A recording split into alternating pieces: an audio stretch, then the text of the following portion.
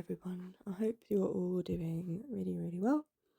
I'm back with another video. I thought I would read chapter 2 of Agatha Christie's Halloween Party. I think the audio might have sounded a little bit rough on that other video, so I'm just doing it a slightly different way this time. Please let me know which one you prefer. This one is me doing the recording and the reading one-handed though, so please bear with me. You might have a few more pauses in this while I just turn the page and lift the book, etc. Okay, let's get going. Preparations for a children's party usually give far more trouble to the organisers than an entertainment devised for those of adult years. Food of good quality and suitable alcoholic refreshment with lemonade on the side that, to the right people, is quite enough to make a party go. It may cost more, but the trouble is infinitely less. So, Mrs. Oliver and her friend Judith Butler agreed together. What about teenage parties? Said Judith. I don't know much about them, said Mrs. Oliver. In one way, said Judith, I think they're probably least trouble of all. I mean, they just throw all of us adults out and say they'll do it all themselves.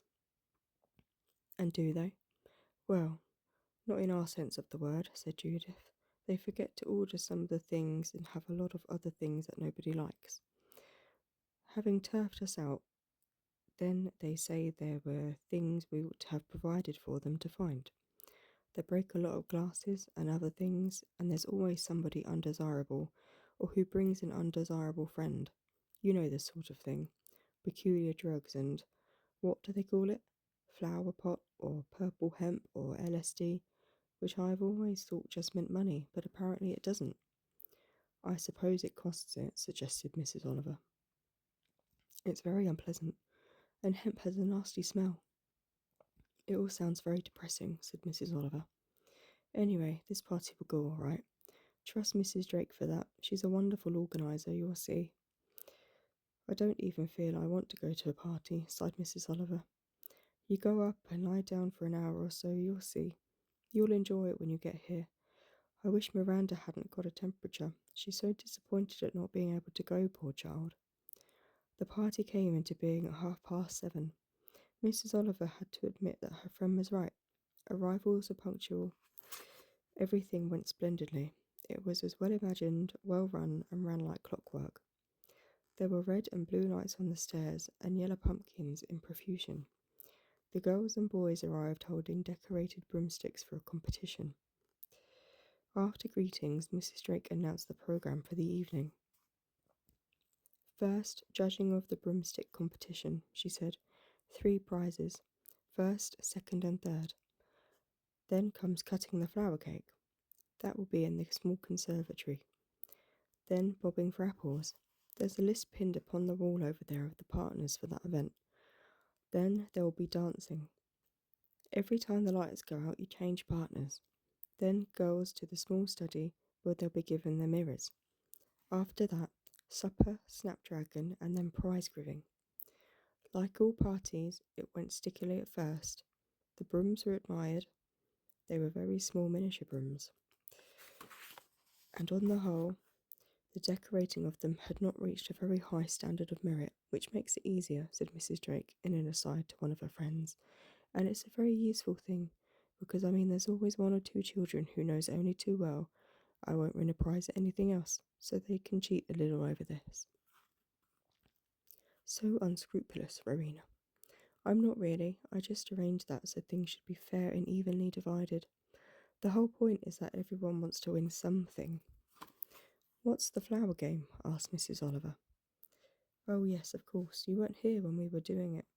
Well, you must fill a tumbler with flour, press it in well, and then you turn it out into a tray and place a 6pence on top of it. Then everyone slices a slice off it very carefully so as not to tumble the 6pence off. As soon as someone tumbles the 6pence off, that person goes out. It's a sort of elimination. The last one left in gets the 6pence, of course. Now then, away we go. And away they went. Squeals of excitement were heard coming from the library where bobbing for apples went on, and competitors returned from where they were with wet locks and having disposed of a good deal of water about their persons. One of the most popular contests, at any rate among the girls, was the arrival of the Halloween witch, played by Mrs. Goodbody, a local cleaning woman who, not only having the necessary hooked nose and chin which almost met, was admirably proficient in producing a sminny, cooing voice, which had definitely sinister undertones and also produced magical doggerel rhymes.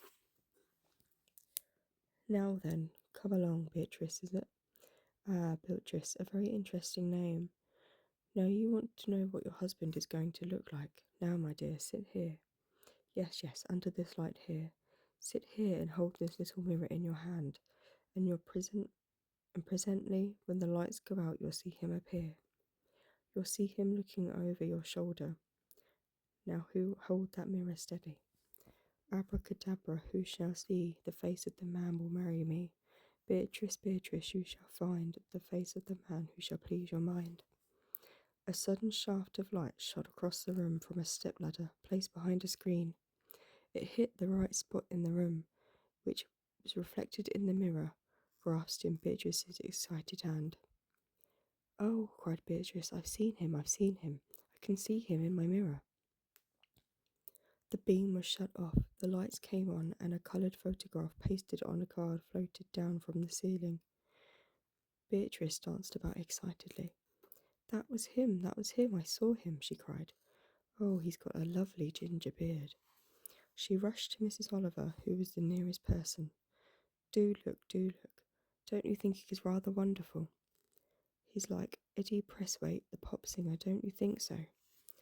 Mrs. Oliver did think he looked like one of the faces she daily deplored having to see in her morning paper. The beard, she thought, had been an afterthought of genius. Where do all these things come from? She asked. Oh, Rowena gets Nicky to make them, and his friend Desmond helps. He experiments a good deal with photography. He and a couple of pals of his made themselves up with a great deal of hair or sideburns or beard and things, and then, with the light on him and everything, of course it sends the girls wild with delight. I can't help thinking, said Mrs. Oliver, that girls are really very silly nowadays. Don't you think they always were? Asked Mrs. Drake. Mrs. Oliver considered. I suppose you're right, she admitted. Now then, cried Mrs. Drake, supper. Supper went off well. Rich iced tea cakes, savouries, prawns, cheese, and nut confections. The 11 pluses stuffed themselves. And now, said Rowena, the last one for the evening. Snapdragon, across there through the pantry. That's right, now then, prizes first. The prizes were presented, and then there was a wailing, banshee call. The children rushed back across the hall to the dining room. The food had been cleared away. A green baize cloth was laid across the table, and here was a born great dish of flaming raisins. Everybody shrieked, rushing forward, snatching the blazing raisins with cries of, Ow, I'm burnt. Isn't it lovely? Little by little, the snapdragon flickered and died down. The lights went up, the party was over. It's been a great success, said Rowena. So it should be, with all the trouble you've taken. It was lovely, said Judith quietly. Lovely. And now, she added ruefully, we'll have to clear up a bit. We can't leave everything for those poor women tomorrow morning. Lovely, so that's chapter 2. The chapters in this book are actually quite quick, but I'll do a chapter per video, I think, just to break it up a little bit better. Okay, perfect, so I'll be doing chapter 3. Please let me know if you prefer this kind of audio or if you preferred the one in chapter 1.